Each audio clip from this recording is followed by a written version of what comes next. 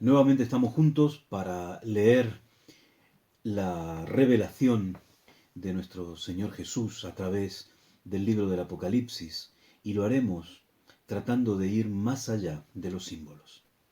Vamos a detenernos en una sección que está en el capítulo 7, pero que también tenemos un complemento en el capítulo 14 y es lo relacionado con los 144.000. Estos personajes, los 144.000, seguramente son uno de los personajes de los temas más tratados y más estudiados del Apocalipsis, aunque probablemente también sea uno de los temas, uno de eh, las secciones menos comprendida del libro del Apocalipsis. Se plantean varias dudas. Algunas de ellas, por ejemplo, ¿quiénes son esos 144.000? Otra sería, ¿esos 144.000 son un número literal o son un número simbólico? La otra pregunta que se podría hacer es, ¿existen hoy estos 144.000 de los que nos habla el texto del Apocalipsis? Pues muy bien, trataremos de responder a estas preguntas de una manera sencilla, pero también de una manera rápida. En primer lugar, es importante que tengamos en cuenta que el libro del Apocalipsis es un libro simbólico, porque la profecía apocalíptica tiene esa característica y es la simbología. Por lo tanto, tendríamos que preguntarnos en realidad por qué motivo el 144.000 tiene que ser un número literal, cuando todo el libro del Apocalipsis nos presenta un mensaje simbólico.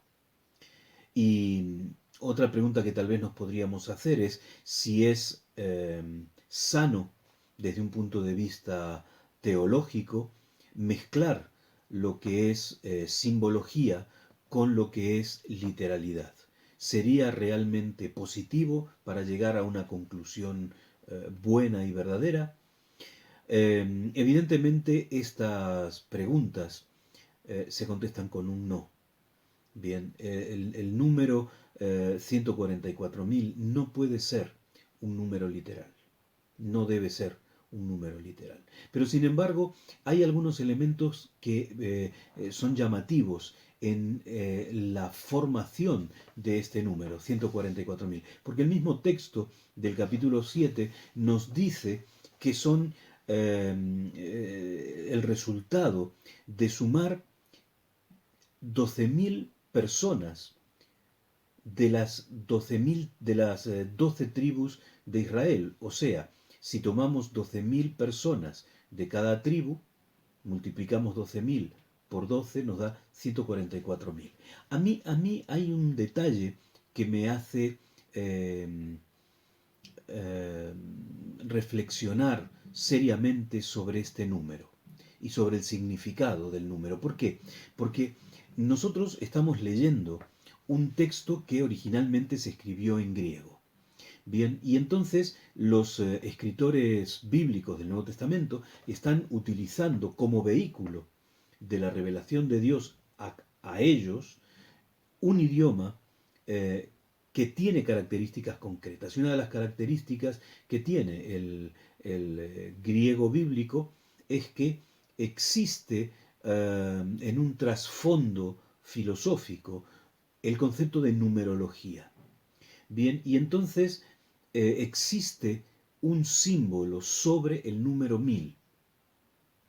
Y es que el número 1000, que significa gran número, bien, el, eh, el mega es gran número, bien. No se refiere solamente al número 1000, no se refiere al número que aritméticamente nosotros escribimos 1.000. Se refiere a un significado, y un significado inclusive matemático si queremos. Bien, de la misma manera que en castellano y en matemáticas se utiliza la fórmula enésima potencia.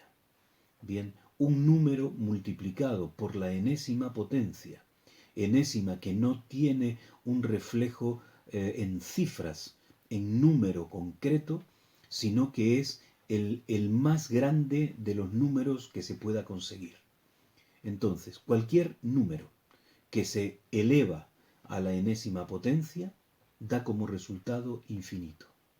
Y esto a mí me hace pensar muy seriamente, porque existe una promesa dada a Abraham: tu descendencia será como la arena del mar, como las estrellas de los cielos, imposible de contar. Y si hablamos de la descendencia espiritual de Abraham, no solamente el pueblo que Dios forma a partir de Abraham, del hijo de la promesa, sino que forma también desde una perspectiva espiritual. Todos aquellos que fueron fieles a Dios a lo largo de su vida y que murieron en fidelidad a Dios son hijos de Abraham, aunque Abraham estuviera en el futuro. Pensemos en tanta gente anterior a Abraham que fueron fieles a Dios, pero también los que vinieron después, después del pueblo, y ahí entramos en el concepto iglesia. ¿Cuántos eran los salvos? ¿Solamente un número que sí podemos contar? ¿144.000 y nada más? No. 144 multiplicado por la enésima potencia. Un número infinito. ¿Quién puede contar a los redimidos realmente fuera de Dios? Evidentemente nadie. Y esto a mí me da garantía y esto a mí me da seguridad. Pero bien, seguimos para no quedarnos solamente en esto. Se nos dice que esos 144.000 han sido o van a ser, en un momento son llamados a realizar esa obra determinados ángeles, van a recibir un sello en su frente. Y eso significa que esas personas no pueden ser tocadas por nada que sea negativo, que les pueda perjudicar o que los pueda matar. Bien, es interesante el hecho de que esas personas reciben una marca, pero una marca en la frente. Y es interesante por lo siguiente. Cuando nosotros miramos hacia atrás al pueblo de Israel, a la antigüedad, al templo, nosotros encontramos la figura del sumo sacerdote. Y el sumo sacerdote, dentro de su vestidura de sumo sacerdote, tenía un turbante. Y el turbante llevaba a la altura de la frente de aquella persona una chapa de oro que ponía consagrado a Jehová, o que ponía santidad a Jehová o santo a Jehová. Bien, ¿qué significa? Que la persona que tenía puesto ese turbante era una persona que había sido consagrada al servicio de Dios, o sea que estaba en una actitud constante de adoración. Y eso es precisamente lo que van a recibir estas personas, una marca que dice que son personas consagradas a Dios. Porque si nosotros avanzamos en la lectura del capítulo 7, en el versículo 11, nosotros encontramos que esta gente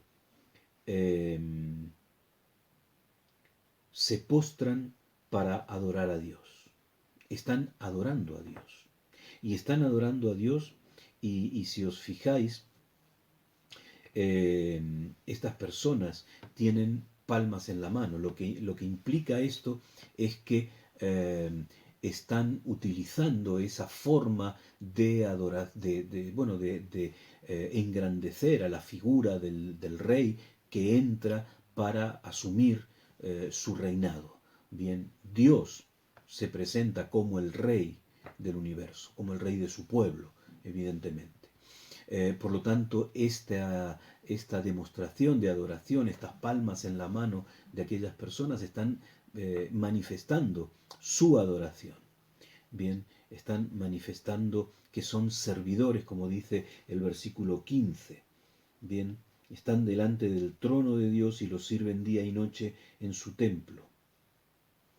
Bien, están sirviendo porque la adoración es servicio, servicio a la persona divina. Estas personas en el capítulo 14 se nos da otro elemento que creo yo que es muy importante, y es el siguiente, capítulo 14 del libro de Apocalipsis. En el versículo 4 se dice que estos son los que no se han contaminado con mujeres. Mujeres, símbolo de pueblos, símbolo de iglesia. Bien, lo que significa es que esta gente no se contaminaron con religiones falsas, con filosofías falsas, no dejaron de adorar a Dios de manera correcta y verdadera a través de una religión pura, a través de una religión que no está corrompida por la maldad. Bien, estas personas se distinguen de aquellas otras que reciben la marca de la bestia, como dice el capítulo 13 de Apocalipsis. Bien, el dragón que manda marcar a aquellas personas y que les exige que adoren a la bestia. Esta gente no adoró a nadie fuera del Dios verdadero. Entonces estas personas son verdaderos adoradores de Dios. Decíamos que estas personas que son vírgenes porque no se contaminaron con otras religiones, también, según dice Apocalipsis 14, ahora versículo 5, dice que en su boca no fue hallada mentira, lo que significa es que son verdaderos. Y cuando yo oigo que estas personas son verdaderas, no puedo menos que recordar aquel texto que está en Apocalipsis capítulo 3, versículo 14, que dice que el que da testimonio, a aquella persona que habla con la iglesia de la Odisea, es el testigo fiel y verdadero.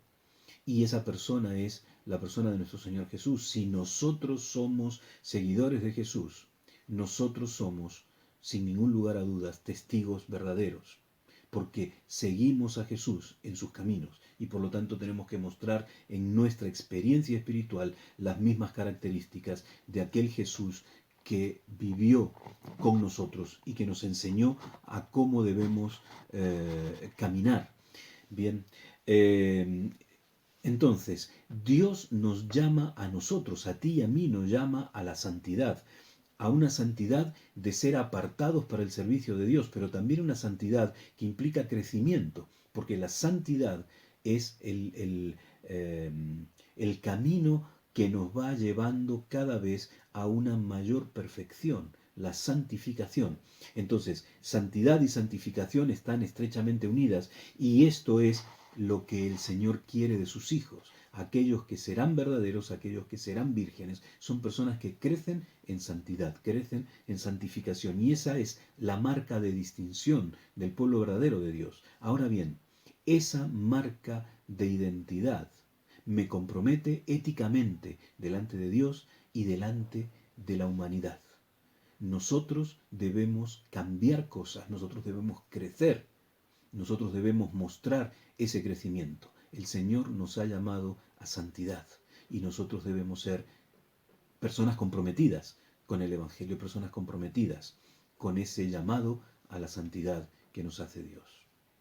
Así que sigamos profundizando en el libro del Apocalipsis y siempre tratemos de ir más allá de los símbolos. Que Dios te bendiga.